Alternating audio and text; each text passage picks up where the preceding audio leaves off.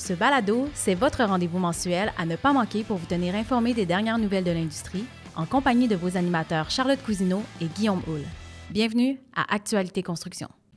Bonjour Guillaume. Bonjour Charlotte. Contente de te retrouver aujourd'hui pour le 12e épisode du balado qui marque les 1 an d'Actualité Construction.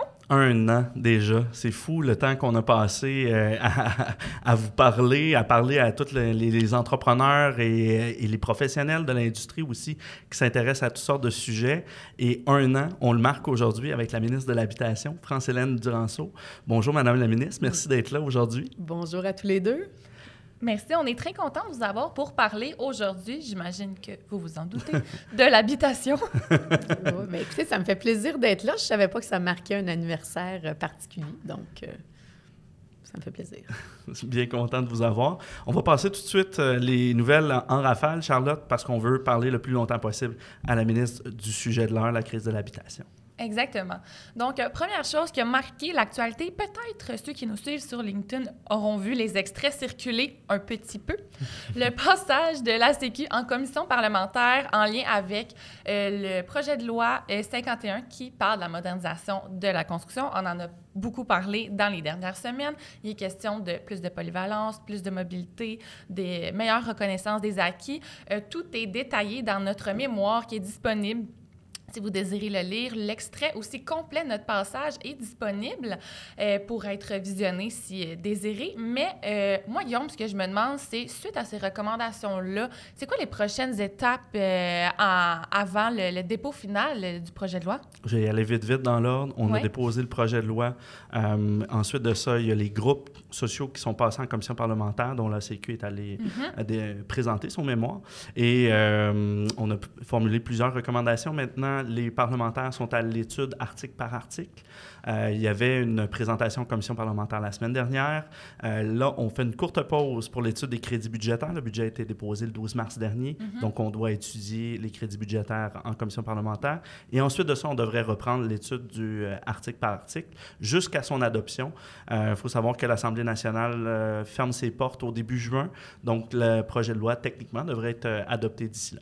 On l'espère, puis on va suivre les développements de manière assez assidue. Tous les détails là, vont être sur notre LinkedIn dès qu'il se passe quelque chose. On donne des nouvelles là, fait que les entrepreneurs, si vous voulez savoir, suivez-nous là.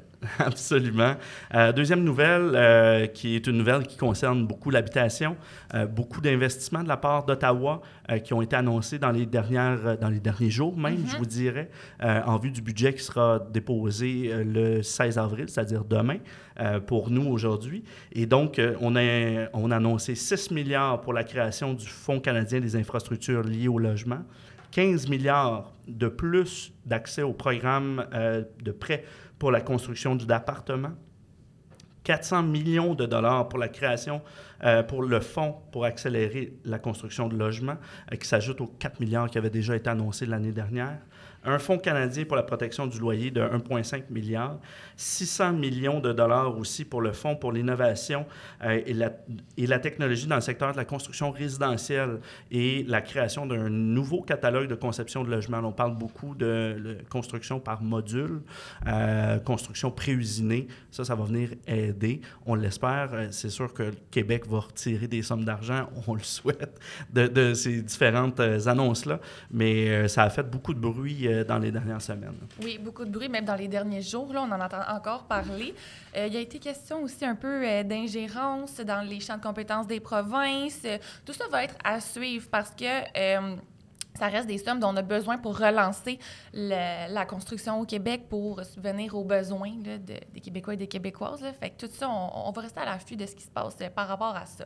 Ça m'amène justement à notre dernière nouvelle éclair, qui est un article du journal Le Devoir qui est venu particulièrement me toucher, qui parle des perspectives en lien avec l'accès à la propriété pour la jeune génération, pour ma génération, qui est les gens de 15 à 29 ans. Situation qui peut faire peur, qui peut être stressante. On voit les prix des propriétés qui augmentent, les salaires nécessaires pour accéder à la propriété qui augmentent aussi, les besoins aussi qui augmentent à chaque fois qu'il y a des mises à jour toujours des chiffres, c'est toujours en augmentation. Ouais. Je lisais des articles en fin de semaine qui disaient que la crise du logement accentue la pression sur le marché des maisons qui sont actuellement disponibles. Et puis là, on voit une recrudescence des prix augmenter, là. Exactement. C'est vraiment une situation qui n'est pas facile. On se demande un peu comment on va s'en sortir, quoi faire pour rétablir la situation. C'est pour ça que je suis très contente de vous avoir aujourd'hui, Madame la ministre, pour que vous nous rassuriez par rapport à ça. Et Guillaume, je te laisse introduire la nouvelle. Oui, vous l'avez vu, Madame la ministre. Je réitère, merci d'être là aujourd'hui puis de répondre à nos questions. Je pense qu'il y a beaucoup de gens qui sont impatients de savoir qu'est-ce que vous avez à dire. Puis là, vous n'aurez pas une entrevue de 15 secondes où on va couper à des bouts précis. On vous donne la chance de vous exprimer puis de dire qu'est-ce que le gouvernement a fait en la matière. Mais ça fait encore les manchettes. On voit encore, je pense qu'à chaque jour, on nous parle de la crise de l'habitation. J'avais une entrevue avec Mario Dumont vendredi sur un tout autre sujet, l'Alberta qui offre 5 000 $ pour tous les travailleurs de l'extérieur de l'Alberta qui viendraient porter main forte au secteur de la construction là-bas. Puis il n'est pas passé à côté de la question, qu'est-ce qu'on va faire pour la crise de l'habitation? C'est quoi la situation au Québec? Donc, on en parle encore à tous les jours. Et on ne parle plus de crise du logement. Oui, il y a une crise du logement, mais c'est une crise de l'habitation en général. Il y a des investissements dans les infrastructures liées à l'habitation aussi qui sont très importants. Il y a plusieurs municipalités qui sont sorties pour dire hey, on n'a plus les capacités dans notre réseau d'aqueduc de pouvoir accueillir ce nombre de logements-là qu'on aurait besoin. Bref, la situation est telle qu'on ne peut pas nier qu'une crise. Qu'est-ce que le gouvernement a fait depuis votre entrée comme ministre, depuis votre nomination comme ministre de l'Habitation? Où est-ce qu'on en est, notamment dans le projet de loi 31 là, qui a été adopté en janvier? Projet de loi dont on a beaucoup entendu parler. On a beaucoup entendu parler des mesures qui venaient modifier la relation propriétaire-locataire, mais c'est pas que ça. Il y a beaucoup de mesures aussi pour venir en aide aux entrepreneurs pour qu'ils puissent construire mieux, plus, rapidement. Tout à fait. Merci de le souligner. Peut-être juste revenir en introduction, la comparaison qui est faite avec l'Alberta puis le manque de main-d'œuvre. Mais justement, la crise de l'habitation en ce moment, c'est multifactoriel. Là. C'est des taux d'intérêt qui sont élevés, c'est un manque de main-d'œuvre. Il y a eu une hausse des coûts de construction qui tendent à se restabiliser, mais il y a quand même eu une hausse importante. Et on a eu une immigration massive, là. Les réfugiés qui sont arrivés, veut pas, ça met une pression énorme sur le secteur. Donc, la crise ou les balbutiements de la crise avaient quand même commencé avant parce qu'on avait une demande qui était plus grande que l'offre, même si on a eu d'excellentes années de construction. Mais là, tous ces autres facteurs-là sont venus exacerber la situation. Alors, qu'est-ce qu'on a fait? On a commencé, en fait, avant ma nomination, là. Il faut savoir que le logement qui était financé par le gouvernement, c'était seulement... On jouait juste dans le créneau du logement social, logement abordable. Hein? Depuis toujours, le gouvernement, depuis que le fédéral s'est retiré dans les années 90, le Québec a pris la place et misait uniquement sur les groupes communautaires pour porter des projets. Puis, bon an, mal an, les gouvernements annonçaient 1500, 2000 unités. Puis, bien franchement, pas beaucoup de suivi qui se faisait là-dessus. Tout le monde était content. Il y avait comme une certaine prévisibilité parce que les gens disaient bon an, mal an, ça va être la même chose. Mais après ça, si on parle de rigueur dans le suivi, de s'assurer que tout sort dans des délais raisonnables, à des coûts raisonnables, je veux dire, rien, là. On ne s'occupait pas de ça. Alors, je pense qu'on est aussi victime de plusieurs années de laisser aller dans ce domaine-là. Alors, nous, ce qu'on a fait en arrivant, on a constaté ça, l'arrérage d'unités qui avait été annoncé qui ne sortait pas. On a constaté que ça allait mal. On a rajouté de l'argent pour aider certains projets à sortir. Puis on a dit, on va créer un autre programme qui va prendre le meilleur du programme précédent, mais aussi qui va instaurer ou induire des délais qui sont plus serrés. Aussi un concours un peu entre les différents projets qui sont présentés pour s'assurer de retenir le bon projet au bon endroit et que tout ça sorte, comme je le mentionnais, dans des délais et des coûts qui sont raisonnables. Donc, ça, c'est ma collègue André Laforêt qui avait commencé ça Ensuite de ça, on a dit, bien, on va aller s'adjoindre l'aide de d'autres bras puis d'autres argent. Donc, on est allé vers les fonds fiscalisés. Donc, fonds d'action, FTQ, fonds FTQ. Exact, Puis, les annonces qui ont sorti. C'est ça, Desjardins. C'est les fonds, quand on parle des fonds Exact. fiscalisés, c'est ces gens-là. Puis on a dit, bien, écoutez, vous connaissez ça, vous investissez depuis longtemps là-dedans, bien, pouvez-vous en prendre une portion? Puis comme ça, bien, on avait plus de bras, puis eux aussi mettaient des sous, donc ça permettait d'accélérer des projets. Alors, c'est ce qui a été fait sous André, puis ce qui avait commencé à être fait aussi, c'est un changement. Premièrement, on a changé le PDG de la SHQ quand André était là. Et puis là, moi, ce sur quoi je travaille fort, c'est un changement de culture. Là. Exact. C'est pas bon an, mal an, 1500 unités. Non, il puis faut en construire plus. Il faut accélérer, il faut que tout le monde prenne... Faire un suivi aussi après. Puis, exactement. Puis c'est de dire, écoute, ce sont tes projets, tu suis, puis tu t'assures que ça sort, pas juste envoyer le courriel puis attendre que quelqu'un te revienne. Alors, mais ça, c'est un changement de culture complet, là.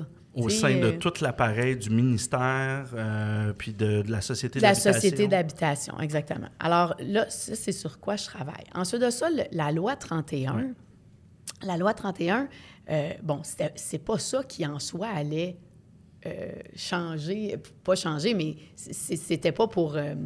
spécifiquement pour la crise du logement. On a ajouté là-dedans des éléments, justement, pour venir C'est des amendements qui sont venus se greffer, là. Oui, mais...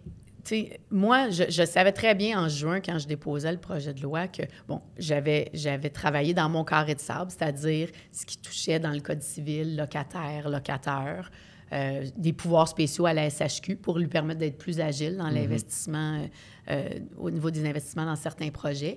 Et puis, je savais très bien qu'à l'automne, après les consultations, les consultations budgétaires, là, pas budgétaires, mais... du projet de loi, la commission parlementaire, qu'on allait entendre plein de choses aussi, que ça nous permettrait de bonifier. Puis il y a des éléments comme celui pour le logement étudiant ou encore, là, justement, les pouvoirs spéciaux aux villes, qu'il a fallu travailler davantage pendant l'été. Puis...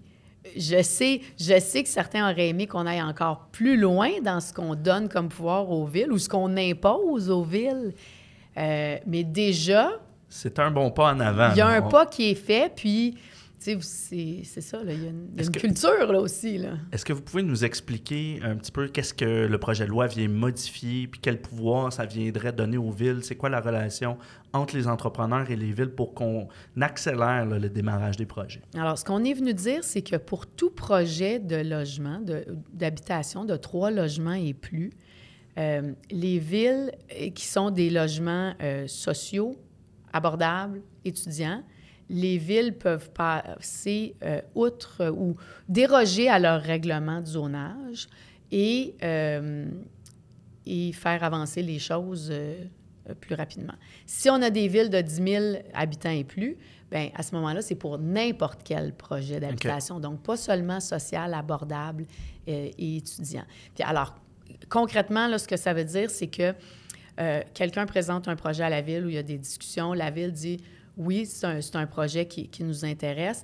Alors, par résolution, va endosser le projet. Ensuite de ça, tout ça se fait dans la transparence. Il y a quand même une consultation publique. OK. Mais ça, c'est à l'intérieur des paramètres. Bien, 30 jours, là. Okay. Donc, il y a une consultation publique. Mais la différence, c'est qu'il n'y a pas de référendum possible après la consultation publique. Le projet est bonifié ou non, mais ça permet aux élus de sentir l'intérêt ou pas là, de la population. Oui, c'est ça, d'aller tenter le pouls de la population face à un projet spécifique. Puis là, les élus prendront la décision qu'ils veulent dans les circonstances, mais on a tellement de cas de pas dans ma cour, donc un petit nombre de personnes. Là, justement, vous l'avez dit, il y a une crise, c'est qu'à un moment donné, c'est l'intérêt collectif là, qui doit primer plutôt que l'intérêt de quelques citoyens. Puis je le sais que ça peut être frustrant pour certaines personnes, mais on n'y arrivera pas. Là, mais là, est-ce qu'on pourrait voir, par exemple, des cas, puis là, moi, je suis domicilié à Laval. On sait que c'est pas la ville qui s'est le mieux développée dans les dernières années. Est-ce qu'on pourrait voir des cas de tours à condos qui émergent dans un quartier résidentiel de bungalow, par exemple? Est-ce que ça permettrait ça? techniquement, oui. Pratiquement, ça serait assez suicidaire. Là, Ouais, donc, je pense pas que c'est ça. Les élus municipaux devraient faire face à la musique par la suite. Exactement. C'est ça. Donc, je pense que moi, j'étais relativement confiante que c'est un outil qui allait être utilisé avec jugement puis avec parcimonie, je ne le sais pas, mais vraiment, compte tenu là, que les gens surveillent ce qui va se passer avec ça, compte tenu des craintes que ça suscite, bien, les élus qui vont l'utiliser, c'est parce qu'ils sont capables de mettre leur culotte puis de justifier leur position. Puis je sais que Laval attendait justement ce... Oui. Puis c'était pas du tout pour... dans un quartier où il y a des bungalows, là, attendait ce pouvoir-là pour pouvoir accélérer les choses. Fait que ça peut, pour certains projets, accélérer le processus, là, le faire tomber de 12 mois jusqu'à 3 mois. Exact. Parce que, donc, après la résolution, consultation publique, bon, 30 jours, disons, puis après ça, une fois que la consultation publique a eu lieu, il y a une résolution qui dit, bien, nous, on va de l'avant avec le projet. Et là, il y a quand même, au niveau de la MRC, la MRC doit endosser ou confirmer que c'est en accord avec le schéma d'aménagement. Et puis, ce processus-là, normalement, ça peut prendre jusqu'à 120 jours. Mm-hmm. Là, on le réduit à 30 jours. OK. Donc, c'est pour ça qu'on pourrait passer de 12 mois à 3 mois. Là. Si tout le monde veut fonctionner rapidement puis que tout le monde a le courage politique aussi de l'appliquer. Alors, moi, ce que je dis aux entrepreneurs, c'est, regardez, il y a un outil. Bien sûr, c'est pas vous qui le contrôlez. Par contre, dans vos discussions avec les différentes municipalités, puis quand la collaboration est bonne, mais je pense que c'est un outil d'inciter justement... Il faut que ce soit fait en toute transparence. Là. Ça c'est sine qua non. On ne veut pas retomber dans un vieux film d'horreur qu'on a tous vécu, là, ça c'est clair. Tout à fait. J'espère que les municipalités vont se doter des outils de transparence puis que les entrepreneurs vont faire attention aussi. Là. Puis, dernier élément sur la transparence, en fin d'année, les municipalités doivent rendre compte sur le nombre de fois qu'ils l'ont utilisé puis dans quel projet. Alors, tu sais, tout ça incite à faire les choses. Puis il y a une loi sur le lobbyisme aussi au Québec qui s'applique également aux municipalités. Là. Voilà. Toutes les règles là, de surveillance qui ont été mises en place suite à la commission Charbonneau, elles demeurent. Là. On n'est plus dans le même film. Voilà. Il y a des limites quand même qui restent en place, tout ça est surveillé. Là. Ça sera pas, tout ne sera pas fait un peu n'importe comment. Non. Tout est très Exact. rigide. Moi, il y a un élément sur lequel j'aimerais qu'on conclue là, quand même assez rapidement, mais vous l'avez mentionné, le contexte financier n'est pas le même. Je veux quand même vous donner le temps de répondre parce que les entrepreneurs se disent qu'est-ce que le gouvernement peut faire pour nous aider financièrement à faire lever des projets. Les taux d'intérêt ont complètement basculé certains projets, on fait basculer certains projets. Il y a les banques aussi qui demandent des garanties qui sont exponentielles. Là. Ils ont presque doublé les garanties qu'ils demandent aux entreprises. Quand on parle d'un projet de 30 millions, on vous demande 50 % de garantie. C'est 15 millions que vous devez mettre en garantie. Bref, vous connaissez le contexte économique. Comment est-ce que votre gouvernement peut aider les entreprises, les promoteurs, les entrepreneurs de construction à faire lever de terre des projets financièrement? OK. Moi, ce que j'ai dit, il y a le volet financier puis il y a le volet administratif. Je reviens sur la loi 31. Je dis il y a des façons d'aider à tous les niveaux dans les appareils gouvernementaux, que ce soit au niveau municipal puis provincial, pour faire débloquer les choses. Alors, quand je dis si quelque chose est bloqué à cause d'Hydro-Québec, à cause de l'environnement, à cause d'un enjeu au niveau municipal, il faut que la demande passe au niveau de la direction régionale des affaires municipales. On peut copier le cabinet de l'habitation, puis on s'assure, on a un comité interministériel là, qui s'assure de faire débloquer les choses. Alors, je veux dire... Le volet administratif est couvert. Bien, il est couvert, puis profitez, tu sais, tirez-en à profit, là, puis assurez-vous de faire circuler l'information s'il y a un enjeu. Ensuite, sur le plan financier, effectivement, on a choisi, en novembre dernier, quand on a eu des discussions avec le fédéral, de mettre 900 millions pour subventionner du logement social et abordable. Notre intervention, on a choisi qu'elle soit ciblée, puis c'est là qu'on l'a canalisée. Maintenant, je suis d'accord que ça... En quoi ça aide les autres projets privés, puis à accélérer différents projets qui sont sur la table, on regarde d'autres options. Okay? Je vous le dis, on regarde d'autres options. En novembre, c'est la décision qu'on a prise. On n'a pas choisi d'aller avec la TVQ parce qu'on voulait un geste qui était plus ciblé, qui était celui de l'investissement du mois de novembre. Alors, à un moment donné, il y a des choix qui sont faits. Puis c'est celui-là qu'on a fait à ce moment-là, bien avant que la TPS soit enlevée. Oui, oui. Mais là, il y a des investissements fédéraux qui s'en viennent. Là. Tout à fait. Donc, vous devez attendre ça avec impatience. Bien, on attend le budget, effectivement. Évidemment, on a, comme vous, une idée là, de ce qui s'en vient. On va voir les termes de tout ça. Mais on peut considérer qu'il y a 22-23 % de ce montant-là qui s'en vient au Québec. Exact. Et puis, en novembre, bien, on s'est entendu, M. Fraser et moi, assez rondement, parce qu'on avait un objectif tous les deux que les choses aillent vite. Au Québec, ça passe par le Québec, les sommes d'argent. Donc, on va s'assurer que ça soit le plus fluide possible. Et que ces sommes-là descendent le plus rapidement possible. Oui, c'est l'objectif. Alors, si on multiplie les programmes puis les étapes d'approbation, je ne pense pas que ça va servir qui que ce soit. Je pense que M. Fraser le comprend. Là. Merci beaucoup pour vos explications, Mme la ministre. C'est un plaisir de vous avoir parmi nous. Oui, merci. Puis, on a encore même quelques questions. On va faire quelque chose de nouveau aujourd'hui. On va vous poser une ou deux autres questions à micro fermé et ce sera dans un topo sur acqconstruire.com, notre magazine. Donc, on va pouvoir aller un petit peu plus loin là, dans la discussion parce que je sens que l'épisode pourrait durer encore vraiment plus longtemps. Voilà. Bien, parfait. Bien, merci beaucoup. Merci beaucoup à vous. Merci, Guillaume. On se retrouve le mois prochain dans un prochain épisode. Avec plaisir. Actualité Construction est une production de l'Association de la construction du Québec, le plus grand regroupement d'employeurs des secteurs institutionnels, commercial, industriel et résidentiel. Pour savoir comment nous soutenons les entrepreneurs du Québec avec nos formations, nos outils et notre accompagnement diversifié, ou pour écouter nos prochains balados, rendez-vous sur notre site acq.org.